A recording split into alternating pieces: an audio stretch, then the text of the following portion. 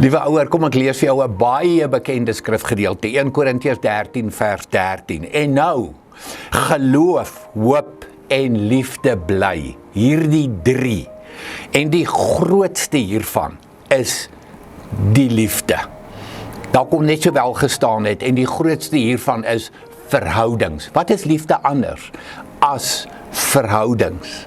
En waar begin verhoudings? Uiteraard jou verhouding met die Here, en uit dit verhouding in die gesin, met jou huweliksmaat en met jou kinders. Het jy al ooit gedink dat hierdie vers, 1 Korintiërs 13 vers 13, en die grootste hiervan is die liefde, alles te doen het met verhoudings, en alles te doen het met tydsbestuur in jou lewe.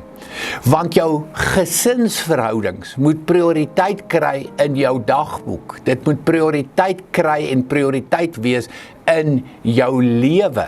En daarom het dit alles te doen met hoe jy jou tyd bestuur, met tydsbesteding.